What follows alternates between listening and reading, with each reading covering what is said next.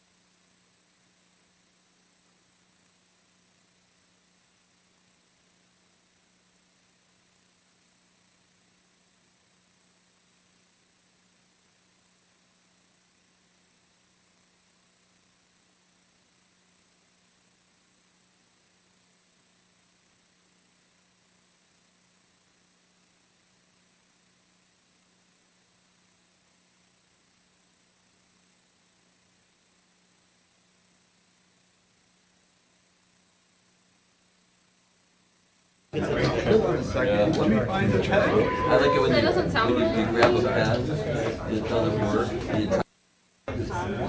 Just throw it out. You got 900. Order two. We're gonna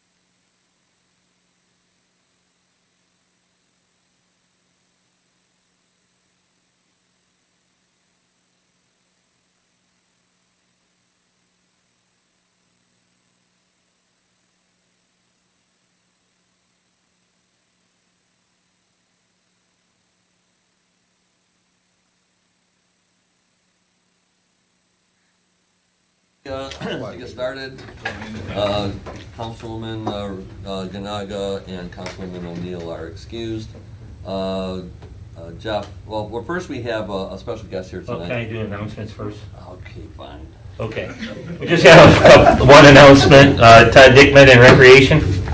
Yep, just wanted to let you guys know that our citywide garage sale for the fall is coming up soon here. It's September 27th through the 29th. As usual, you don't need any permits or anything. You just need to open up and have your sale. Thanks. Cool. Good opportunity to make some money. Here you go. Any other announcements? No, I believe that's it. Okay. We do have a special guest here tonight, Nikki Hartley from the Senior Alliance. She's here at our request. A couple weeks ago, we have obviously a elderly senior community who always seems to have some types of issues.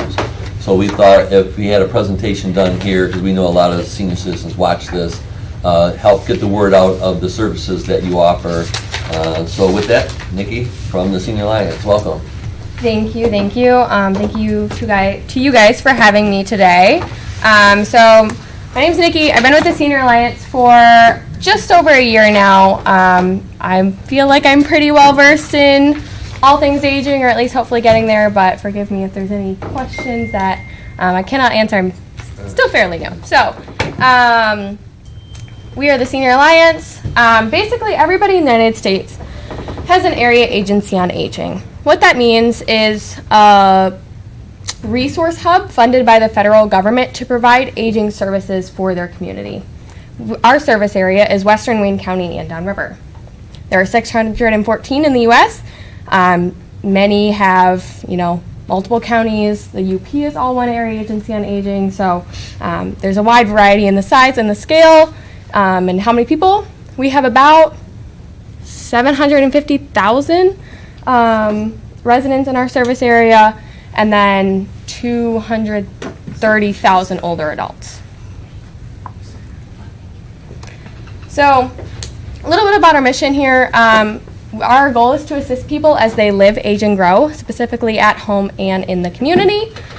We do have some programs and services catered towards older adults, but by and large, a lot of our programs are to help people stay in their homes.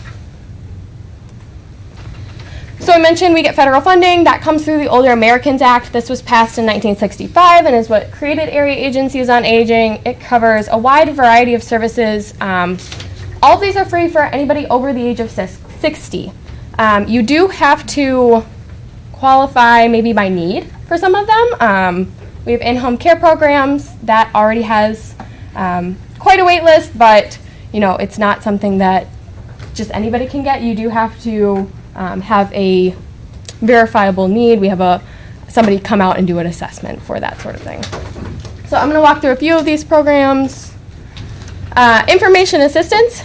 This is our call center. So it's operated 8:30 a.m. to 4:30 p.m. Monday through Friday. We answer calls about everything. We answer calls about, what nursing homes are in my area. I'm overwhelmed with my mom's care. Where's my nearest senior center? Where's the library? You name it, we answer the phone, and we will hopefully find you an answer. Our team, our information assistance team is very, very good at pooling resources together and finding what is available. However, housing, really big need that we see for our senior population. Transportation, same thing. So we try our best. We don't always have the answer for everything, but if there's a resource out there, we're going to try to find it for you. So all of the resources that team, the information assistance team, pull from are also online. So if you go to www.thesenioralliance.org and click on Find Resources, it's literally the first button, bright blue, you can't miss it. It will pull up our resource directory. You can see it's kind of sorted by categories there, but then there's also a search bar where you can look anything up, transportation, housing, etc. So transportation, like I said, really big need in our community. We do non-emergency rides to medical appointments. So things like doctor's offices, if your dialysis ride can't come, we'll fill in, sort of thing. We do cross, municipal lines, so I know that's something that tends to be a barrier for people if they're doctors in another community. And then we will also go out to the VA in Ann Arbor or Detroit as well. We are the ride of last resort though, so like I said, if other people cannot take you, public transit can't get you there, then you can lean on us. We will try to connect you with those other options first, because we are slightly limited. We only have 5 Transit Connect vans, so that's about 20 to 25 rides a day that we can do. We have health and wellness classes, evidence-based disease prevention, arthritis programs, that sort of thing. These are free, offered at local community centers, the Arthritis Foundation, Corewell Health. We pay them to administer these programs, but if you are interested in any of the ones you see listed, or we have Tai Chi for balance and stuff too, you can feel free to give us a call and we can get the information out to you of where they are offered in your area. Okay, caregiver support. So we are an aging population. Every day, it's like 10,000 people turn 65 in America, and that number's only going up. So as people get older, the younger populations are also faced, and are living longer too, are also faced with, how do I care for mom? They're stressed because a lot of people are, working full time. They have kids of their own. It's a very heavy weight that can sometimes sit on people when, especially when somebody has dementia or any other chronic condition. It can be quite difficult. So we do offer some caregiver support programs. These include T-Care, which will help you sort of make a plan to avoid burnout and pool other resources, so it's not just you doing this alone. We have a caregiving haven, so this is our new website page that we just launched. It has things like videos on how to pick somebody up off the floor, videos on different arthritis exercises, that sort of thing that you can look through. And then we also have some support groups and hotlines, other stuff that we can connect you with as well. Michigan Medicare Assistance Program is a group of volunteers who are specially trained in Medicare and Medicaid, and they can help walk people through their options. This is I'm going to say my top 2 programs that we offer, because Medicare is so confusing, right? You have parts A, B, C, D, then you have your supplementals and your Advantage plans, and it just is all like one big giant mess that people are trying to figure out. Our team can help you with that. We'll break down the options for you. If there's, let's say, a specific medication that you're trying to keep taking and you want this brand, we'll help you figure out what plan offers that at the best rate, things like that. We do not take any stakes or any money from insurance company. We have no stake in this game. We're just here to help and give you unbiased information. Friendly Reassurance. This is a program that really helps fight social isolation. So, we know a lot of people live alone, unfortunately, and maybe their kids moved out of state. Maybe all of their loved ones passed on, and they're really just wanting somebody to call and check in on them. We operate this program, again, Monday through Friday, and you can get 1 call a week, you can get 5 calls a week. It can be, hey, just want to make sure you're okay, all the way up to a 15-minute phone call talking about your grandkids and what's on TV and all that stuff. So we have other older adults who are making these calls, so it really does become like a friendship that they develop over time. It's an awesome program.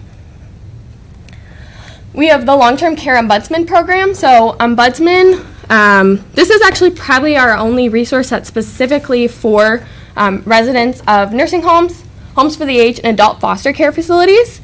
They strive to improve the quality of care and quality of life for residents of these facilities. So, their stuff's getting stolen. It can be like their food's too cold, all the way up to, I haven't been bathed in a month. I haven't, been turned in weeks, and I'm developing bed sores and getting sick because of this. So our ombudsmen go in and they advocate on behalf of the resident, nobody else, not the family, not the nursing home, just the resident, and try to make sure making sure the nursing home is in compliance with CMS guidelines and other state guidelines to make sure they're actually receiving a good quality of care. So sort of the flagship of aging work is Meals on Wheels, right? Hopefully we've all heard of it. It's kind of one of those things you hear about and maybe aren't super familiar with. We actually fund Wayne County to administer this program. It's kind of an interesting relationship. You don't hear that the county is somebody's vendor very often, but this is one of the few times where it actually occurs. We do about 2,500 meals daily through this program. Congregate meals, 366 congregates were people who aren't homebound but still, can't prepare meals by themselves, maybe can't afford the meals, meet together. And then we also do halal meals. We do liquid nutrition for people who that's ensure people can't afford it. We can sort of help provide that. We do holiday meals on wheels, if you're ever interested in volunteering in your community on one of those holidays, feel free to contact us. We do normally takes about 2 hours for a route, and you just go to maybe 13 houses or so and deliver holiday meals to people who are socially isolated. Yes. These all for 60 and over? Yes, all for 16 over. Yep. Good question. Thank you. Senior Project Fresh. This is for farmers markets. It's $25 worth of coupons to farmers markets for fresh produce. Only certain farmers markets take them. So I don't think the closest one to Riverview is Lincoln Park. And then emergency grocery shopping is a good one to know about if you meet somebody who, their power just went out and they lost all their food and their groceries and they're like, I can't afford anymore. Or just got out of the hospital and, again, can't get to the grocery store. We have the ability to order $75 worth of groceries for them and deliver them right to their doorstep. Okay, so care management and case coordination support. Kind of mentioned these earlier. These are funded by the Older Americans Act, so they're for anybody 16 over, and they are free. This is one of our free programs with a wait list at the Senior Alliance. It's about 275 days. These services include homemaking, personal care, one of those I fall in and I can't get up buttons, the personal emergency response buttons, and then also sports coordination. So a member of our team is put with you to sort of make sure you have all the resources you need to stay in your home. Both really good programs. That wait list tends to scare people away, but if you or someone you know you need it, recommend getting on as soon as possible, because sometimes people call us a year later and say, hey, do you guys still have a wait list? And we're like, yeah, we do still have a wait list, but if you would have gotten on a year ago when you called us, you'd be on the program. So lastly, I have My Choice Medicaid waiver. So this is the only Medicaid program that we administer. The eligibility for this is a little bit different than everything else. Because it is Medicaid, it's ages 18 and over, and you have to have a nursing home level of care need. So basically, you're at risk for nursing home placement. Monthly income is $2,829 a month, so pretty decent. Allowable assets is where tends to get people $2,000, which is excluding one car and one home. So do have to be quite financially limited in that respect. But we can provide a lot of services with that program. Chore services, community living sports, which is like grocery shopping, homemaking, that sort of thing, home modifications. We can do wheelchairs and ramps, a whole bunch of different stuff. All right, so here's our contact information. I kind of flew through that. I'll point out a couple things in your guys' folders up there. So first off, Meals on Wheels, I kind of touched briefly on that program. We are in dire need of volunteers. So during COVID, we lost about 200 volunteers, which was hard in the program. We're really struggling in Lincoln Park, which is close to you guys, and then just communities across downriver as well, Taylor. We could really use more volunteers. And then, let's hit. You use your own vehicle and you get reimbursed? You do use your own vehicle and get reimbursed, yes, correct. Good question. We also have our faith-based summit coming up. If you know of any, leaders of congregations, It can be any faith, any denomination, but we try to interact with them because we know, a lot of older adults, right? Their few points of contact might be the church and their children. So we're really trying to make sure we're interacting with those faith bodies. I also put information about the My ID bracelets, which just got distributed to Riverview. You guys have 50 of those for your community to pass out. There's more information on that in the flyer. If somebody from Recreation is here, or whoever set that up, they can speak a little bit more on that as well. But any questions? Do you provide one of the reason here is we had a senior resident come in and have an issue with some yard work needed to be done. Yeah. Do you provide a referral service to companies that will give senior discounts to those? Yes. So we do have discounts through companies, or we don't have the discounts. We know of companies that do provide senior discounts, so we can definitely refer something like that out. We tried to operate a lawn service one year with like ARPA money, and we had $300,000 and we blew through it like that. So it is one of those really, really expensive programs. So that's why, unfortunately, haven't been able to get in that one, but I know that's a really big need. Because that's the perception out there, is Yes. that there's services that seniors can get these types of services done for free. Yeah. I know that's It's pretty tough. Unfortunately, yeah, that's the hard one. There's also information behind your presentation in there about how many people we served in the city of Riverview for each of these different programs listed up on the screen, so feel free to check that out as well. Any other questions? Any questions from council? Any questions from the audience? All right. These, real quick, these Yes. services, let's say you receive a call from someone Yep. and they are living in their own home Mhm. and they would prefer to stay Yes. in their own home.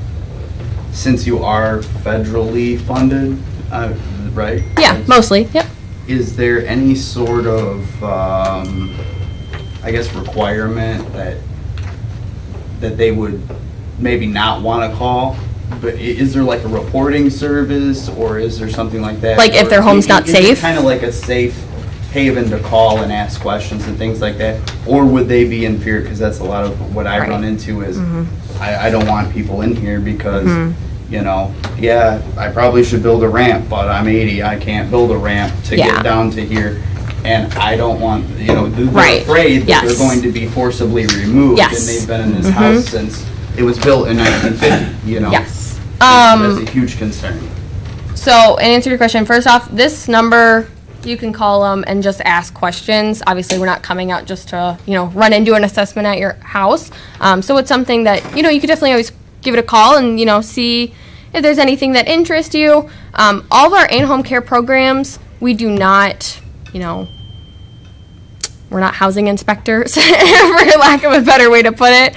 We're not going to pull the city of Riverview out here either to do a housing inspection on the person. So, no, I would say for the most part, unless it's like, I don't know, you're being abused in your home or something that we have to go report it to APS.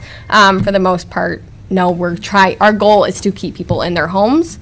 I'll also add too, with that Medicaid program, we can put in ramps and do certain home modifications to make sure people are able to stay in their homes. Okay, one woman I spoke with, she pretty much refused any assistance because a few years back, one of her family members, who she ended up disowning, had people coming in to help, and then it ended up being a fight to allow her to stay. And she ended up I guess winning out, and Yeah. she's in her home, but she closed off. So it's very It happens. She said, her cognitive function is spot on. The body's just, aged, and Yeah. doesn't move as quickly as she once did. But Right. she was very upset at the fact that she felt like she was being put away, and it Yes. was it was horrible. Yes. Like the state was just going to come and swoop in, and they kind of tried. Yeah. No, I will say everybody on our programs are, not everybody, but when I'm out there talking to older adults and they tell me about their experience, I've heard horror stories like that, and I thankfully feel like I work for a very good organization who I don't hear horror stories like that from. So, yeah. Well, would you say a majority of the services you offered aren't income-based type, you don't have to qualify because you're low income or anything like that? Right, yeah, it's just that one Medicaid program. The rest are non-income based at all, so. Thank you. Any other questions? I was just gonna mention, I think this sheet's really helpful, the statistics, knowing that there's about 12,500 residents, 3,700 of those are over 60, which is 30%. So it kind of puts it in perspective. And then this matching, the US Census match amount, the 1,500, what can you explain that? So that, basically, how we get that number is you have 1.5% of the older adults in our service area. And then we ask you guys basically, as a city council, I believe it comes out of just your regular general fund, to pay Make us a in donation. reimbursement for our services.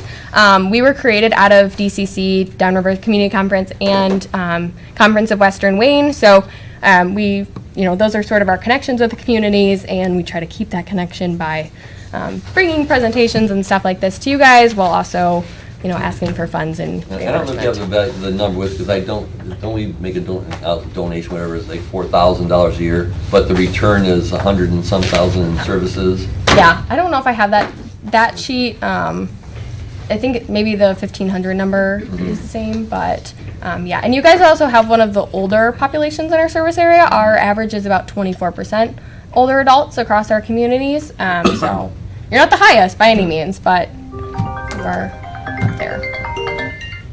All right. Did you win? I won. Thank you, Nikki, for your Yes, presentation. no problem. Happy to be here. Thank you. very much.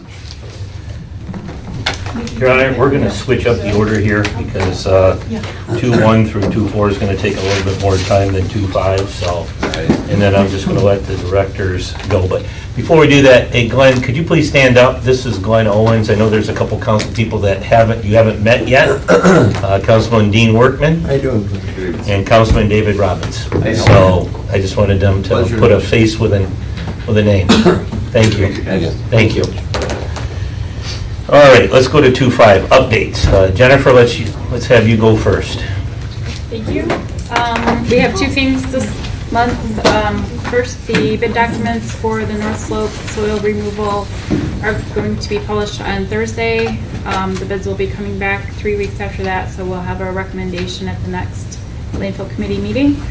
And then we've completed the third quarter sampling event, gotten the results back. I haven't had a chance to look at them yet, but I believe everything is good. So the report will be going out by the end of the month. Okay, thank you. All right, so Ohio. Good evening, everyone. The sewer lining is almost 60% completed.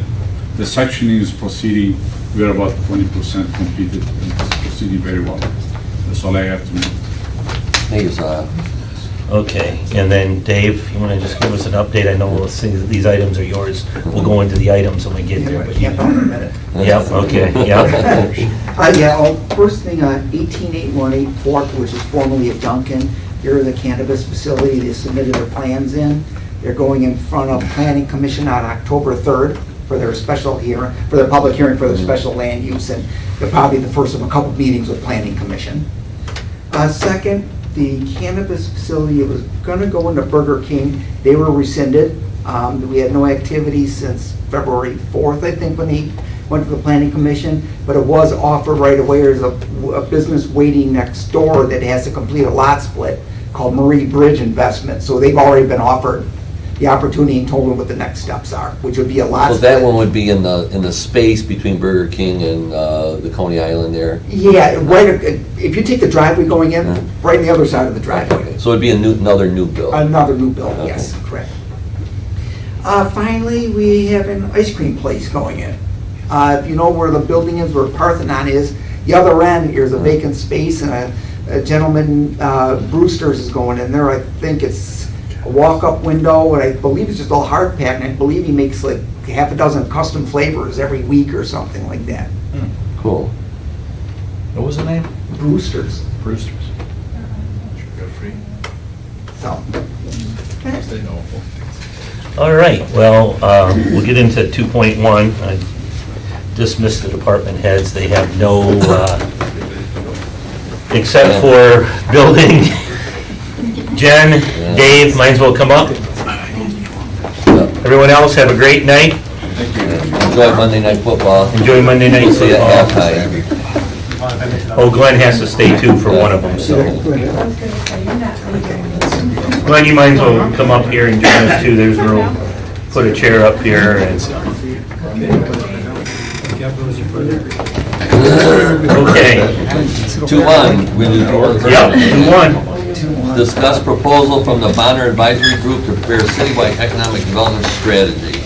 Your Honor, this came from a request, council was asked in the past, what are we doing about economic development in the city? Not just the 38 acres, but the 9 acres and other city assets. So we kind of went out and found an economic development strategy company that kind of looks at cities and what can you do with the amount of land and your space and what you have. And they don't lay it completely out for you, but they might potentially make suggestions for you.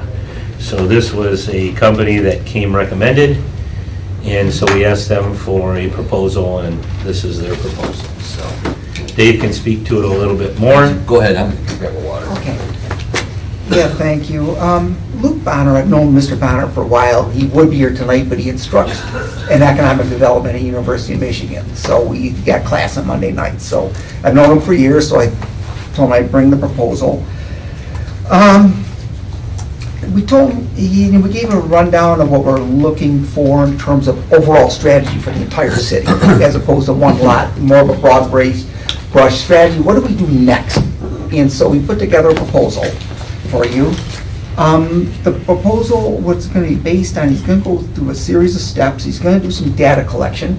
He's going to look at all the economic base for the city and potentials, things like that, what we have in terms of assets, buildings, property. At the end, we'll do an action plan, and they'll work with they hope to get a steering committee set up. They can work with a steering committee to prepare this action plan. But in the end, the action plan will be, they're going to look at different topics of leadership and authority in the city, size and capacity for economic development, types of properties, things like that. The organizational structure, how the city's organized. Is there any suggestions on different types of organizational, formats we can look at?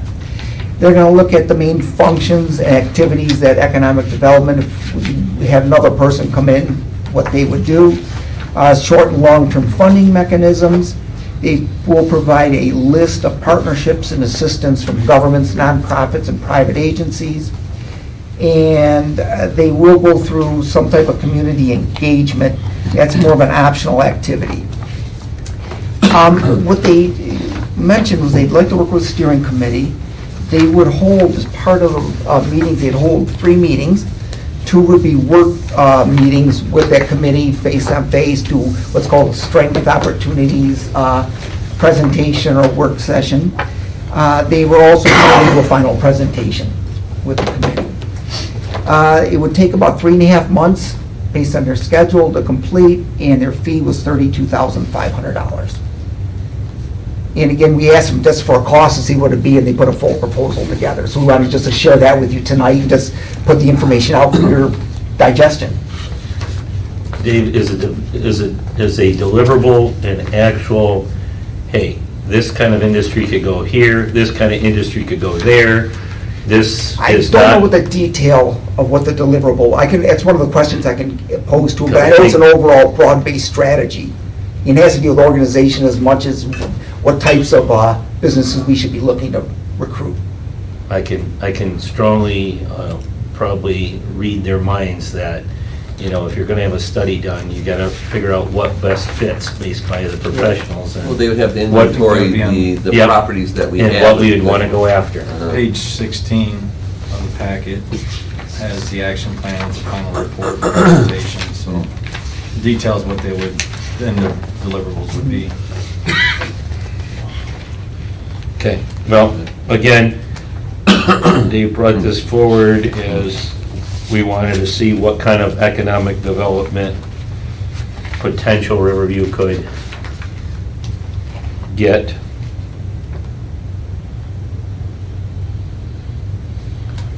So one question I have would be is, because they made reference to a steering committee. Yeah. So obviously it'd be some people from their firm and would be members of council and staff, or? Typically, what they would work with, whatever council Mhm. put together a steering committee, they'd work with whatever steering committee. They just look for someone they could bounce ideas off, get inside knowledge of what's happening in terms of properties, business owners.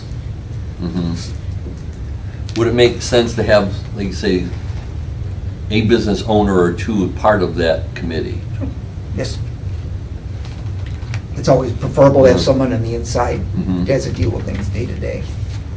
What about I'd imagine this would be part of the previous plans and analyses that have been done through your department and come with reports related to business, what would feasible growth in our city, the structure of the makeup of the business community, and, essentially where we can go forward from there. And those are outdated by now, or, not completely outdated, but For can be sure, certain updated. So those would methodology, be there's taken some historical in knowledge. consideration. With it's already been, a lot of it's already been passed off to them to review. Okay. And I can give them whatever more they need. Our department just open up and just give them anything they want.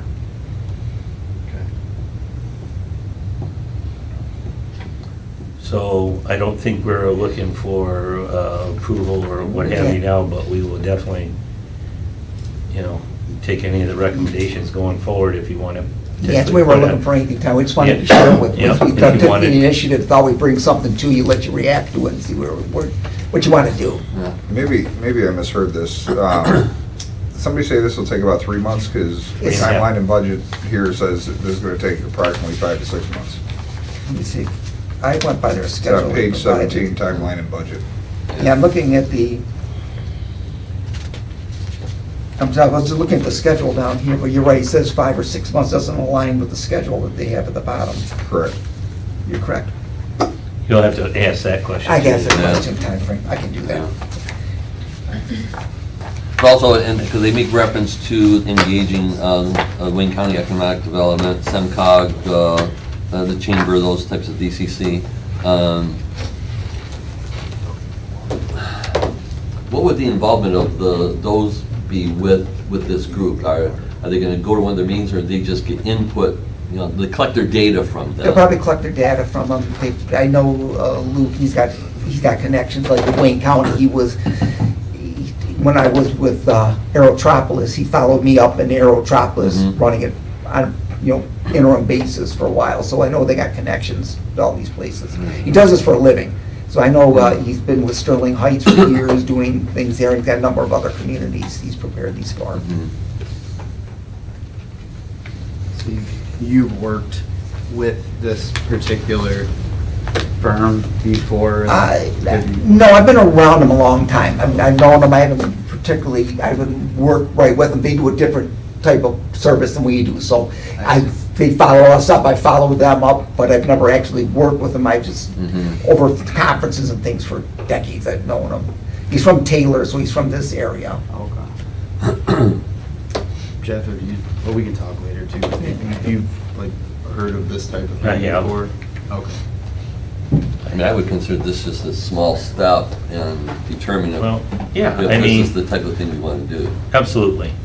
And, we'd have to make a budget adjustment for this because we didn't budget for this, but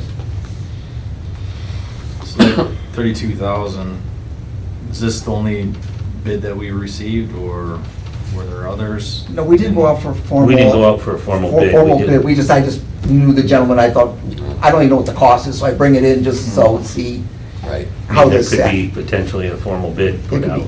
yes, Okay. yeah. That I was could just happen. gonna ask the question, that 32.5, is that reasonable, in line, what you would expect from your experience? Yeah, or- it's in the ballpark. I don't, prices have been really jumping up in the last few years with anything, so. Mhm. So something, it doesn't surprise me. At first, he came in with a full-scale, citywide, open house and work sessions. That budget was $75,000. I said, nah, you bring it down to the bare minimum, and he brought it down for me.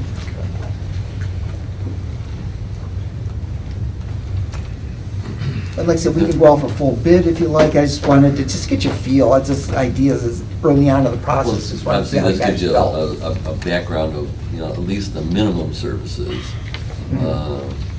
Like this, we can- And then, again, just, I would leave it in your court, what you'd want to do going forward. we don't need to make a decision tonight. Not tonight, Yeah, but you no. just need to study it in. But It's in your court, yep, what you Got guys a little want. more information. Yep. Yeah. Okay. All right, so that handles Mr. Luke Bonner.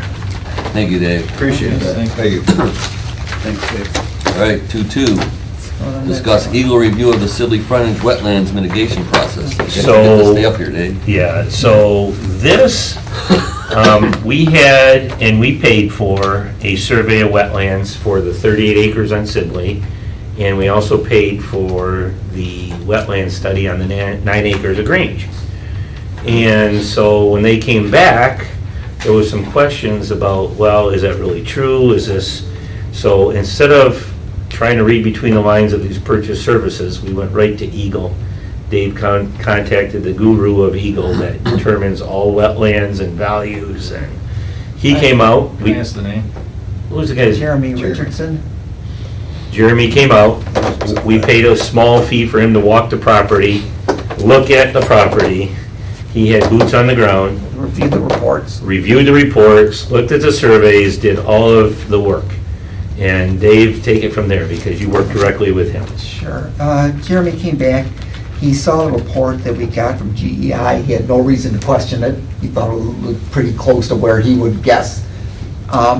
He did go through, and he mentioned that it looked like the majority of the place was wetlands. There's one large floodplain in the middle. I'm just going to go through the bullets you have in your backup, exactly my notes I took from there. But he did say to really accurately determine the number of wetlands that are impacted, they have what's called a Wetland Identification Program at Eagle.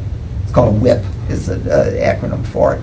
But to do that, the city would have to get someone to design what we want there, just to see exactly how many acres are impacted. They said they will, when they're in the WIP, they will review the report, then they will go back out and conduct a field visit based on what concept plan, the site plan that they have, and then issue a letter to us on the findings. Now, since this is greater than 1 acre, Eagle will do the field investigation, but the EPA must grant final approval, since it's greater than 1 acre. So they will provide all the data to the EPA to give us a determination. Now, before we apply to the WIP, he offered some general observations. There are 3 different types of wetlands. Some are like a 5-to-1 match. You have to match 5 because they're rare to find. We have more of a common one, but it's not the basic common one. We have what's called a forested upland in there. This one has a 2-to-1 ratio of mitigating acreages. So every acre, it's a wetland, we have to find 2 acres someplace to put in there. Banks issue credits for its mitigation, and his latest numbers is for every mitigated acre, it's going to cost $130,000 to do. But he said it fluctuates up and down. The least he's ever seen it was $100,000, but it's always been up in the 120s, 130s recently. Now, I just did the math with him. I did a comparison. We have 20 acres of existing wetland. That means we would have to have 40 acres of mitigated wetland. Based on that $130,000, that comes out to $5.2 million to pay. Even if it was 10 acres, it's still $2.6 million. That doesn't account for the floodplain that we have to account for. He did say from his observations, his experience, EPA approval for mitigating this many acres is rare.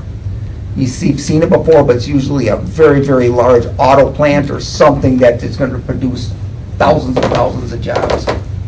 And then he pointed out the floodplain factor. Again, this is just another, I'm not really looking for anything, this is just another layer of information that we've been collecting as we try to position some of our properties, and it's going to bring that to you. So Hyle also mentioned to me, Jeff, please don't forget to mention the utilities that would have to be put there. Yeah. He said that's between $2 and $3 million also on top.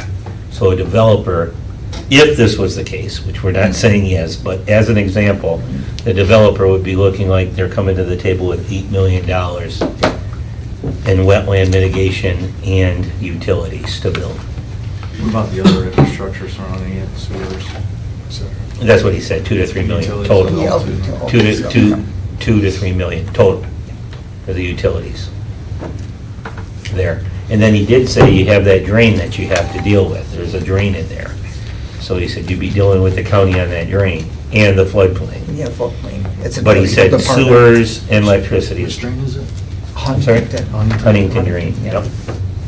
So, anyhow, we just wanted to bring more attention to that. You've asked questions, so we wanted to get some more answers, Was it able so. to tell you closer to the percentage of wetlands around there, like how many acres of the 40 are wetland?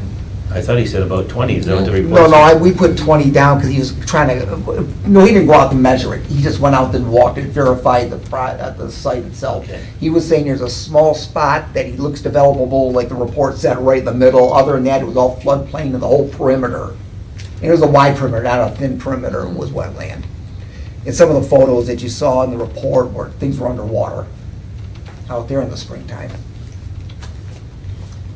I think that's a big beef with a lot of communities. I'm hearing this with a lot of different communities. If a land puddles, it's wetlands. It's like, are you kidding me? These things- What is the definition? Is that, Yeah. is it that simple? Yeah, I mean, I don't know, but there's a lot of. They look at plans. On Eureka and Inkster Road, there was a big plan to build a big parking facility for Metro Airport. And as soon as they got started, there was no wetlands. As soon as they got started, they found all these wetlands and they stopped the project, so. So, with that being the case, land that has been, say, ignored for years and years and years. Yep. I bought my house and my yard was lower than my neighbor's. It's, I mean, do I live on wetland? you know, one of the things that you find out, you ever That's crazy. drive down any road someplace, you see someone like with an acre of land or 2 acres and a farmer out there tilling the soil? In another place at work, I was asking questions of why does that happen? He were telling us that these developers or owners of the property pay the farmers to develop, the till the soil, because as soon as they stop tilling them, within 2 years, they'll be classified as a wetland. So that's why you see these little sites being farmed. So, but in the end, does this mean that, you know, obviously you're talking $8 million, Well, yeah, that's just a. What kind of return? Well, maybe, you know, there's only 10 wetlands, 10 acres of 10 wetlands in a acres. drain. But there's hurdles. There's Uh-huh. nobody that's gonna come in there with a backhoe and start developing tomorrow, even if there was a plan. There's a lot of things, a lot of hoops that are gonna have to be jumped through. Mhm. Will they do it? Yeah, if they can financially make it I right. mean, Did they tell you how to mitigate it? Is there land bank? They purchase That's the acreage credits. from other, yeah, that's the credits we Areas have to get within the involved. state? Yes, yeah, we did so. so they don't have to be in the same No, No, watershed? no. nope. Unless I don't know if they have other rules on that, Brian, I really don't know, but you just So I'm said- assuming that if you're talking about, it says, if we don't have the area to mitigate it, we Right. pay 130 grand an acre. And Yeah, we mitigate it. Somewhere in Right. and they- China that it's, East China, that's still Michigan. all right. East China's Michigan. And then reading the Grange report, that's also wooded uplands, Yes. if I recall, so that's the same situation. Same in situation, Tier they only one. about an acre left to develop there. And so Iowa did say that that's problematic because of the sewer where it runs on the back of the property. Can be done, but he says it's gonna be expensive to put utilities and sewer on that Grange property because of some kind of sewer problem back there. I don't know what it is, but I can get the detail if anyone's, I thought what might be easy to develop, a nice row of condos, is not that easy. So are we looking at,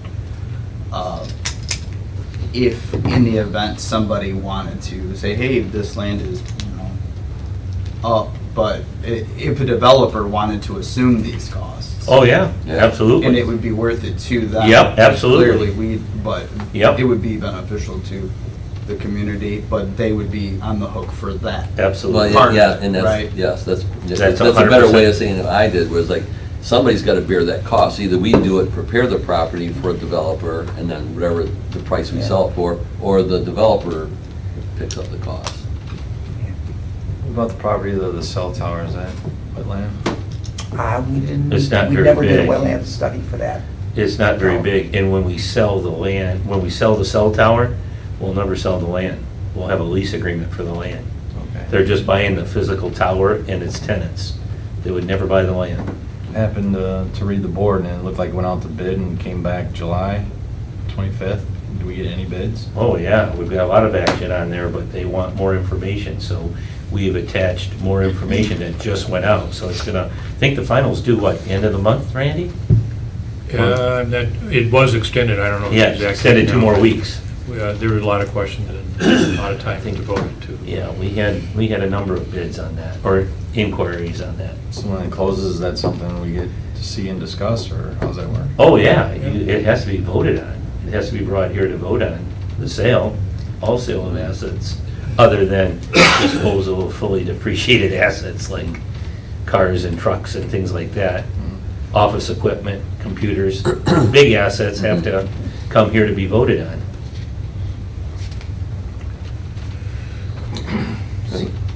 Any other Anybody got questions? any questions? I mean, like I said, we just keep amassing data rather than holding it and hit you all at once. We just keep bringing the information to you. I guess the other, so this,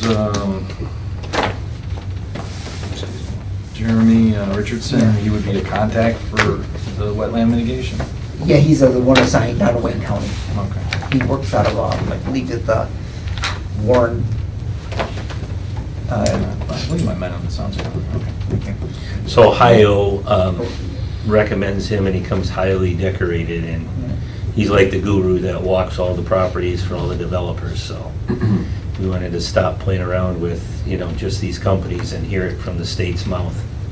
And that's why we had him out. And at the end of the day, those are the people that you will be dealing with, right? So.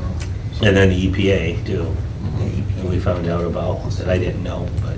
Besides the wetland and the drain, are there any other obstacles that you can see for that property, or drainage as well? I mean, the only other thing we would look at, it's easily overcome, if we got through those obstacles. It was just the county, it's a county road, so any type of access to the county, they would We would they would also, have to, I'm sure that they would be very interested in the 2 or 3 acres of the golf course maintenance building and its surrounding areas, because it's contiguous there and right to the golf course. So we'd have to figure out how we could potentially carve that out and sell that too, and just put up a metal maintenance barn. Is that wetlands as well? I mean, I it don't doesn't appear to be from walking it, but. Yeah, I don't know. I can't answer that. But if we got a serious buyer and we got a deal going on, then we'd want them to look at that as well, because I'm sure that they'd want those 3 extra acres, yeah, next time I'd call You know. directly and go right out there. because we could relocate the golf maintenance. Right on it. And it's old, right? And Oh, yeah. that Building. It still works. When it was 15. Yeah, it still works. I mean, it houses all the equipment. Okay, got it on that? Sit on that. Now we're going to talk about 2.2, which is potential ordinance, 2.2 and 2.3. 2-3. 2.3, I'm sorry. We're moving It's been a right long along. day. 2.3 is a new ordinance, Your Honor, and I'll let Jen talk about it. But let me lay the, before we get started, she gets started. Let me read the background. Okay, go ahead. Discuss an ordinance to amend the code of ordinances for the city of Riverview by the repeal and readoption of Article 11, inspection upon transfer, to Chapter 86, buildings and building regulations, to include inspections of commercial property, to update the article. Okay. So when a commercial building has, or business and building has sold, there was no inspection. And that could be quite. Similar to what we have for residential. Correct, and that could be quite costly for a business owner, and it almost killed the deal. When they were selling the Sportsman's Den to the Sand Trap, and 19, they went through, estimated, and it was pretty close as far as electrical and plumbing, but one thing they missed, the business buyer missed, was the fire suppression. That was more than, other than the kitchen equipment that they knew they had to rip out and put new kitchen in, that was more than all the rest of the permits pulled to update the building. So here we have a building that hasn't been inspected in 30 years, it's sold, and almost killed the deal. We almost didn't get a restaurant and a new banquet hall. So What became of that requirement? we got it through a special, the fire department was able to find another, in the building code, another way to monitor it, where it's being centrally monitored now, and they didn't have to update it, because it was already there, was the argument of the buyer, but it didn't meet the current What do you code. mean by centrally monitored? Oh, they have a centrally monitored suppression system now, where if the fire goes off and it goes off, they notify the fire department immediately. That's what I mean by that. So, we want all the businesses at sale to be inspected so that the buyer knows exactly what needs to be put into the business. That's the nutshell, but Jen has many examples of where people were stung and it almost did, that was the big one that almost didn't happen, so. Okay. Jen, what can you add to that? Well, the sand trap, they ended up with 68 items that they had to fix between the two buildings, amounting in an additional Okay. $125,000 that they weren't Okay. expecting to choose. Okay, see. So luckily, working with the fire department and going out there with inspections, we were able to help them out so they didn't have to spend as much. But like Jeremy had said, he was totally blindsided by this. He thought he was going in and just doing the basic, basic renovation, bringing in, updated to open it up and start running, besides updating his kitchen, of course. Right. Definitely was not that. Another example was Concessi's. They did, after their sale, he ended up with 29 items that he has to fix, which is very costly. And the former Si Senor restaurant, he ended up with 35 items. And Chief can elaborate a little bit more on that, or I can show you the pictures of how bad it was, because the initial inspection looked like this, where it looks pretty, until you open it up and you see this, and this, which is their hood system. That's their hood system. Depending on the amount of service, if it's moderate or a high-volume restaurant, that hood system is supposed to alleviate all the grease and everything, and that's required to have it cleaned at least 6 months a year, depending on how heavy your business is. That obviously has not been cleaned in a very long time. Which means it's a fire trap. Oh, huge. And Yeah. what's even worse is, most of the hood systems, as you go further up, it may take a bend. Well, they're supposed to have access points so that the company can get in there, clean everything, so that all the way up to the roof vent, it's nice, crystal clear. Something like that, that the rest of it is just covered in grease. Obviously, if we're trying to put a fire out, a grease fire out, water doesn't work real well, especially cold water, and that's unfortunately pretty much what we carry. You need hot water, you need solvents. We don't have that. So you're looking at just that single building alone, it would take hours, if not a day or two, of just constantly flooding with water. We have a lot of restaurants where they contract cleaning services based on their volume of usage. And those cleaning services come in and they verify, they certify everything, all the way from the grates up top. That's huge for us, because like that, you walk in, it looks nice and clean, because they do the surface clean. It's like when you're trying to impress your wife, you do the surface clean and push everything in the closet. That's the closet that we're dealing with. Well, you don't give away the tricks, all right? So, delete that part. So what could have happened if there would have been a vent fire, fire there, would have taken out the whole strip mall and maybe the hair salon, if the wind was going west, if the wind was going east, it could have taken out the daycare next door, because that's how clogged it was. Now, with us doing this new ordinance, doing these business license every other year inspections, we can check that.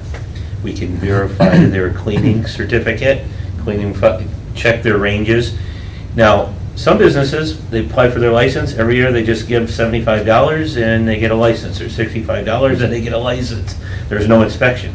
There's businesses in the city of Riverview that have not been inspected in over 30 years. So our idea is not to come in and ding them on every little thing, but our idea is that these businesses should be safety, up to code for safety. Fire extinguishers, exit light, push button or push bar, back door exit, some things. They're not gonna get dinged on every, little, they're gonna be asked to do those things over time, but, So in the end, 'cause I've talked to several businesses. Yes. Who've had issues with inspections. Yep. So who is responsible for those fixes? Is it the tenant or the landlord? Well, this is gonna make it where if it's upon sale, the buyer or the seller would actually have to make all the corrections, or the seller can assume the violations and put up an escrow with the city to do all of the repairs. On So- 2-4, I think he's asking. So are we talking No. 2-3, or are we on 2-4? Well, I mentioned the 2-3. license. Okay, 2-3, Okay, yeah. so- Beyond the sale. So 2-3 is the sale for so Okay, that so- okay. either they All right. fix it, the seller, or the buyer can assume the repairs, just like we do with the residential, because we're gonna follow the same with the International Property Maintenance Code.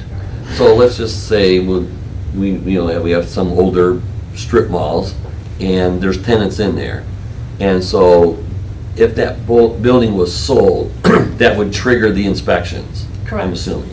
And then, so at that point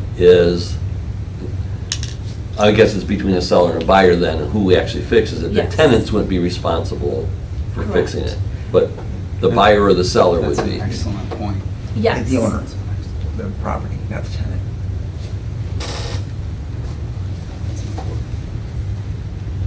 I've done several inspections in the past in which the tenant was saying, hey, I've been trying to get these, the exit lights, I've been trying to get them fixed, but the land or the owner of the property won't do it. Well, the next step obviously is to contact the property owner, and worst case scenario, we say, look, we're gonna start issuing citations if you don't provide this for your tenant. And it's usually, in the past, it's been corrected fairly quickly, especially when you start talking, some citations. But a lot of times, these owners, they'll buy a business and they'll buy the building, lease it out to you, Yeah. and walk away, and as long as they get their check, they think everything's great. One of the things when we were talking about these inspections and everything, again, you look at the codes from 30 years ago to today, and there's been businesses where I've gone in and what was acceptable 30, 40 years ago, now it's a death trap, it's a fire hazard. They have extension cords running through drop ceilings and, things that are gonna endanger the workers there, they're gonna endanger the public. And the only way that we can keep up on that is if we actually perform these inspections on a fairly regular basis. Because, a business that I haven't been in 30 years, God knows what they've done. And that's, if you look at a lot of the history of fire fatalities, since '22, they've increased 18%. Typically, it's about 105 fatalities in non-residential establishments per year. It's getting worse. And part of what could mitigate that is if we're able to actually get in and make sure the exit signs are lit so that we can, so that the residents or the patrons can actually find their way out. Because those are some of the most common problems, and they're cheap. Fixing an exit sign or replacing a fire extinguisher, those are very, very common, but they're inexpensive.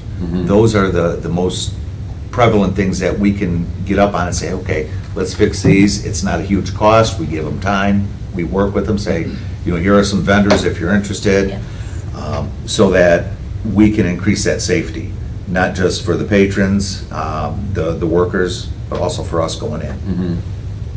Yes. Makes sense. So just out of curiosity, because I'm reading this over, a lot of this is for the sale. So when we have a new, but you're probably gonna answer my question. There is also business license. Yeah, the next inspections, one. which The is next one the kind of next one. intertwined. Yeah. That's not fair. We didn't get to that point yet. I Okay, that broached answered that it. subject, sorry. Yeah, but I think you're right. I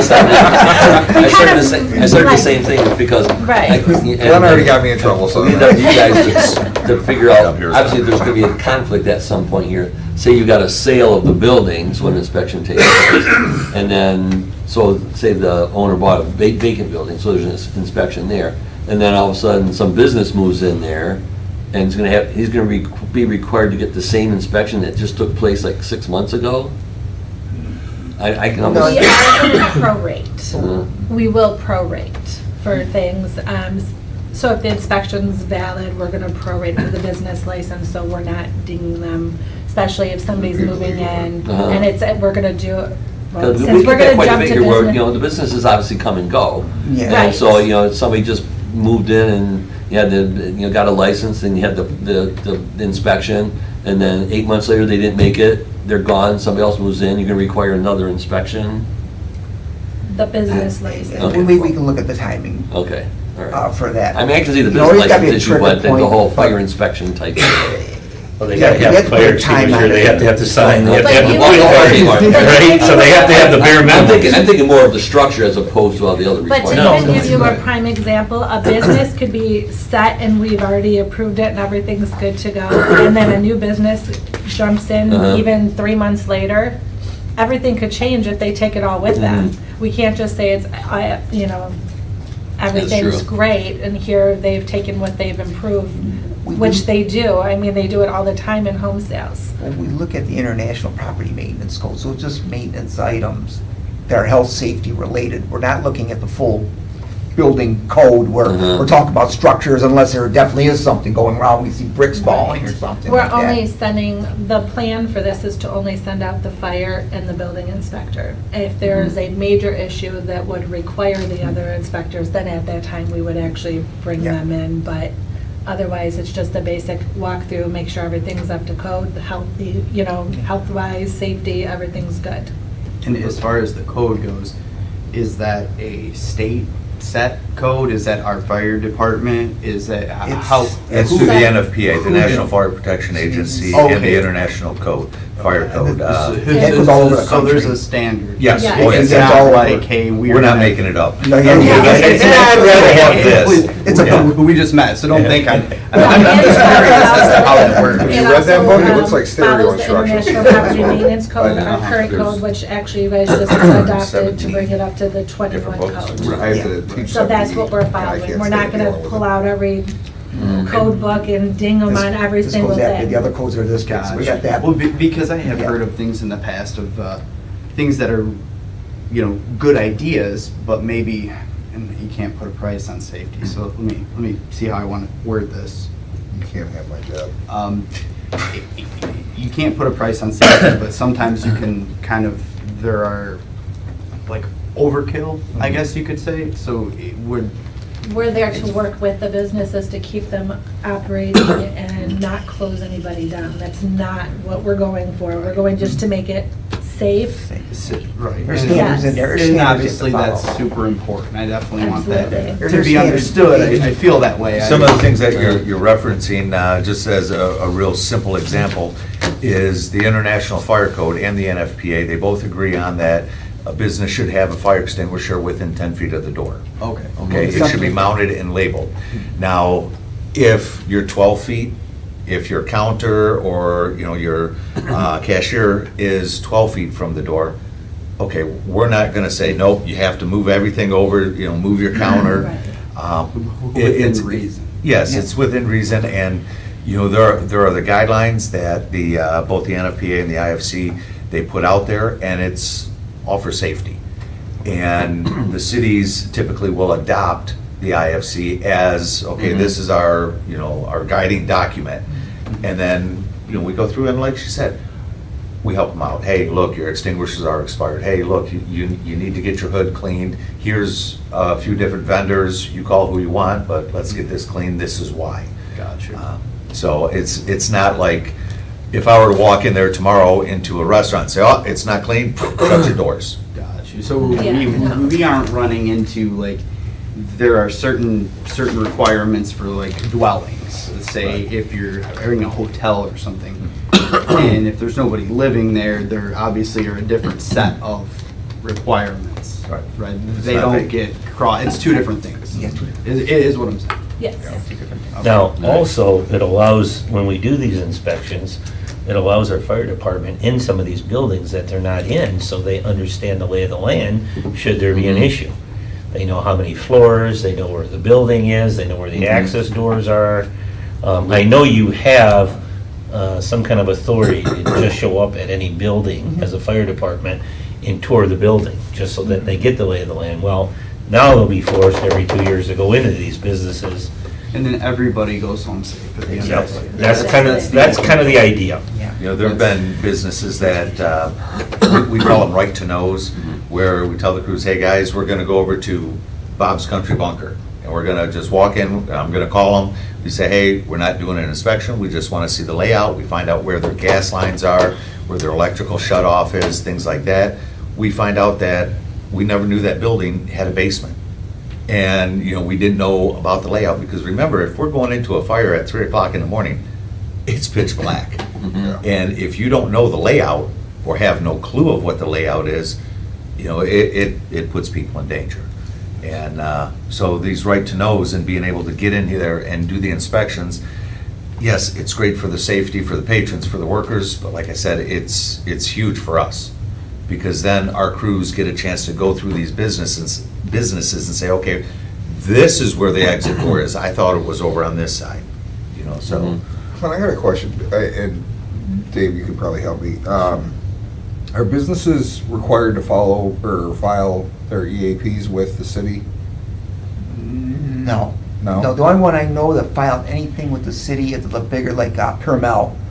They had a big hazard report. I think Wayland had to do one. But other than the small ones, no one filed. They just go get a business license. They pay $75 or something. They get their business Well, license. I mean, it's one thing for, you know, a small business like GameStop, where, okay, it's not a big deal, but since we brought up Concessions, if we had a matrix on file that, God forbid, hey, Concessions is on fire, they can pull it up quickly. This is the EAP, this is all the entrances, here's all the exits, you know. It's a good idea. And So- that's just something we could look into, Dave. It's probably valuable for the chief. I don't know what we Yeah. have in records. Because remember, some of these buildings, boy, they're Oh, yeah. archived. The plans are archived, so even to get them, we have to get the clerk to go through the archives to pull them out. Microfiche. A microfiche. And odds are, walls have been moved. Exactly. Yeah, exactly. My thoughts are, Yeah. businesses are required to have an EAP, so Okay. why not just give a copy to the city? So we know exactly what, you know, because the firemen, the fire department's got to deal with not only the entrances and exits, but we also got to deal with, Yeah. you know, any chemicals that they may have on site or anything else that could be reactive. And that's all part of like what we were talking about with That's doing these really right to good. You know, knows. you know, it would Yeah. be really nice if we could provide them not a exact, but like a canned EAP and say, Yeah. fill this out. Some template. And to include the use. Some template, and then include the drawings of your building. Yeah. That's a really good We idea. used to walk around in Melvindale with a piece of graph paper Yeah. as we walked through the building, drawing walls and, Got okay, it. door looks like over here. And Yeah. But that's kind of a good idea, to give them a It's a good template. idea, Yeah. Maybe we can get a template and say, here's your business license. With your business license to be valid, you also have to fill this little. Yeah. Because then we can upload it on our tablets in the There you the go. fire apparatus. Yeah. So we pull up on scene, The other pull it up thing on I'm there, and thinking there's a about- schematic. Yeah, you're Yeah. good to go. The other thing I'm It's a thinking good about idea, too Dave. is insurance. Councilman Perry. The other thing I'm Please thinking just about. call me Dave. The other thing is the insurance Yeah. costs. I think every year we have to put in a number of buildings, and we have certain things we have to fill out, and I think that affects the insurance rates. We get our, chief, maybe help me, certain ratings, don't we get? With the ISO. With a business that actually gets inspected on a regular basis, a lot of insurance companies will actually give them a break and give them a discount anywhere from 10%, and the highest I've heard was like a 50%, 50 to 60% discount based on the amount of inspections and everything like that. So there could be a benefit to the business. You know, it's not just having to pay money for us to come in there, but they might actually be able to recoup, I don't know how much, but something from the insurance company. And, you know, again, maybe they could use that as a PR thing for They're up to date and they're less of a liability. Exactly. That's kind of cool. Yeah.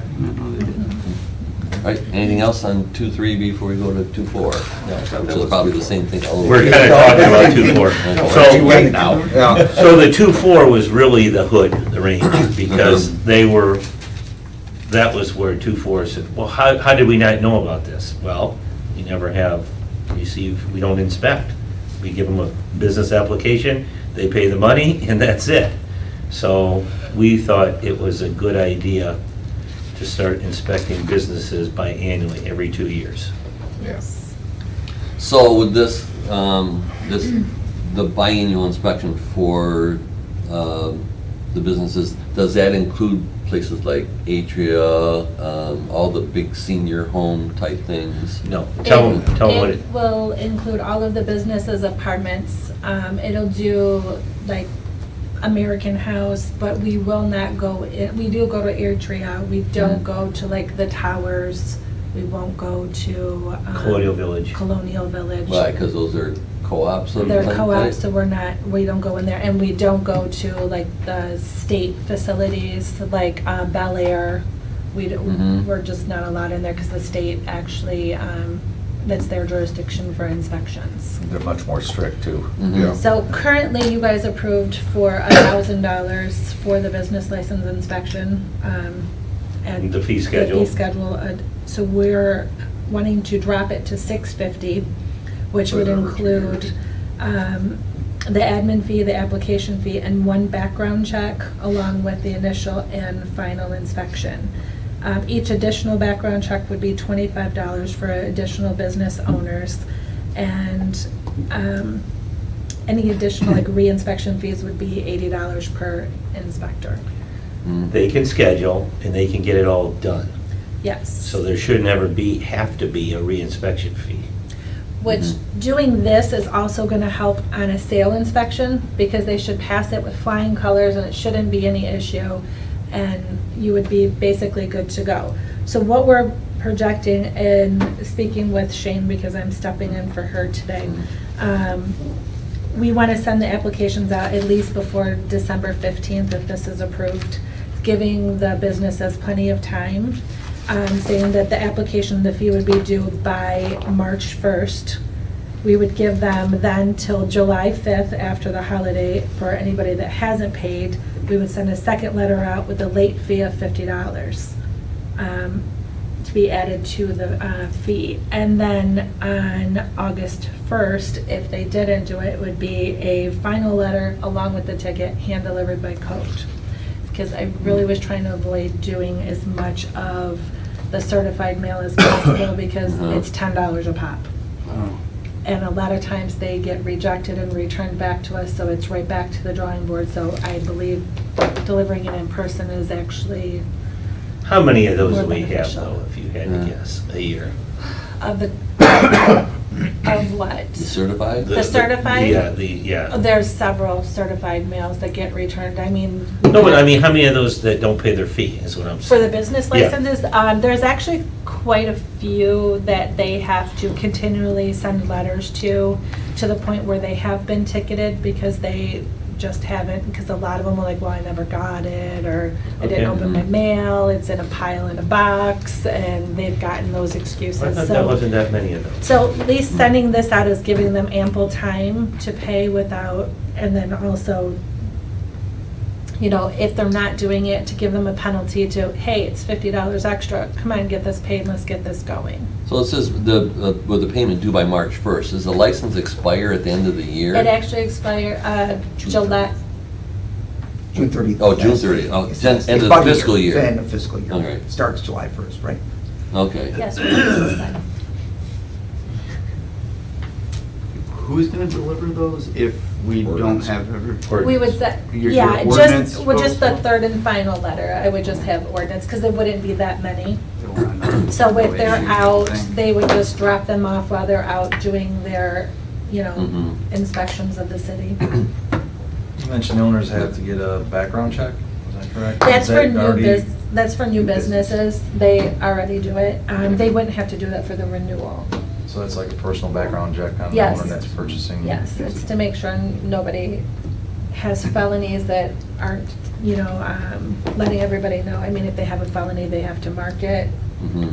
If they decide to try to hide it and we find it, then their application gets denied. And then they've had special meetings where they've had to come into, with the board to decide whether With they'd me. actually be Mhm. allowed in the city or not. No. I had to only do one of That's, those. you had one, didn't you? I had No, one. you had one. I had one. Were you in there with me? No, but you were told me about it. Oh, okay, I remember being in with one. The gentleman's record wasn't very good, and he wanted to open a new business, and he had some letters of recommendation, so we did a temporary to see how it went. Yes. And I think, in good faith, they're still in business today, aren't they? They are. Good, so it worked out good. We gave them a Awesome. temporary, and they ended Okay. up getting in. Now, is this something we vote on at the next meeting? Well, yeah, if you want to bring it forward, because we got to change this. Guys, any problem bringing it forward? No. Either one? No. Yeah, both Okay. of them will be fine. All right, Thank you. okay. Any other Thanks, Jen. council business? Dave, you guys are council free to go. wants to bring up? I get comfortable sitting here. Thanks, Steve. Well, it's time for public comment. Anyone wishing to? I Yeah. just have one quick thing, and it's for this gentleman right here possibly. Yes. When you're talking about the wetlands, don't we have so many years before, you're talking about transferring the wetlands somewhere else? Mitigating. Okay, and doesn't that take a certain period of time, like 5 years to do so? Are you counting that in your schedule of doing things? I don't know what the time it takes to do it, it's like it goes to the state, and the state tells us where they want to put it. And you can either find a wetland, or you can pay to go back. I will send you, I'm sorry. Because I mean, thought when you you're needed doing some. your That's business Dave. plan, I I'll send the think email, I'll there's a send time more. period For involved in Wednesday, that. okay? I put it on my I'm not calendar. gonna do it right now, Okay, I so I got, just I wanted gotta to get make sure home, it's you been a did long that. day. I had a 2.5-hour deposition today, so I'm like, Still got a meeting Okay, going on. because, just so you know, it's like if they move it, it's not like somebody can move in tomorrow. You know, because I believe it's like 5 years. Oh, it's gonna take a long time for EPA to go through and Yeah. figure out what's going on. Okay. Yeah. okay. We didn't get that. Thank you. detail, we can get rid of it. Councilman Webb. I'm sorry, I got past the new business, or the other business. I just wanted to ask a question. Mr. Conlon, I wanted to ask this question while you're still here. He had brought up some points back during the budget season that we said after the budget season would be addressed, and I haven't seen a response to that. I was just wondering, Yeah, I gotta work with Ann on that to get those done. okay? Mm-hmm.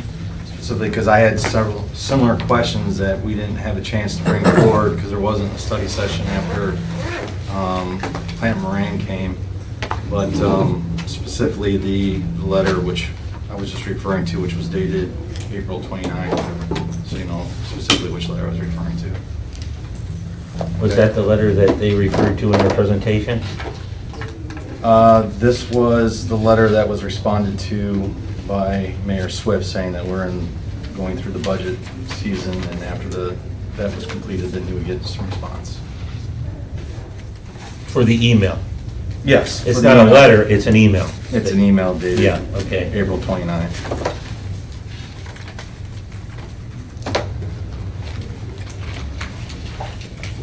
And that ties into, I just happened to notice this sign on the wall before I brought this up, of the support citizens when they come before council. So I just want to make sure, he's brought this up several times now. Thank you. All right. To Jeff's defense, though, I've mentioned to him that he's been busy, and we're going to get to it, but I appreciate your Thank you. All right. that's it. Okay, anything else? No? On 9/11, I know that there's a several-hour-long event at Heritage Park. Is there Heritage one- Park. I'm sorry, Young Patriots. Park. Yes. I'm mixing my cities. Okay. Forgive me. I noticed that for like 4 or 5 hours, there's going to be something going on. Is there an opening ceremony or something? I'm not sure, but you know. It starts at 4 o'clock. It's put on by the Boy Boy Scouts. Scouts. I don't remember which troop it is. You can check our recreation or, Yeah. it's on our Facebook page somewhere. Should be on their Facebook Yes. page and the recreation page, but if Yeah. not, call the recreation department tomorrow. Yeah. And they'll be able to answer that. I know we made an announcement last council meeting about that. Because I saw like a multiple hours span, and I thought, well, maybe there's a good time to go and. Yeah, I know that they're, Well, my guess is they have some type of opening ceremony. There will be a series of speakers, and then I think that the rest is just mingle. amongst yeah, other and things. then, I don't know if they're gonna have the honor So if I guard or get there at something. 4, I'll get the opening thing? Yep, I think so, yeah. Okay, thank But I you. would call, because I don't want to give you the wrong info. Wyandottes veterans usually have something. Okay. You know, around noon, Yep. or right around the time where the Twin Towers are hit. I'll talk to you a quick minute, if you don't mind. We're done. What a long day. Always fun. When you lose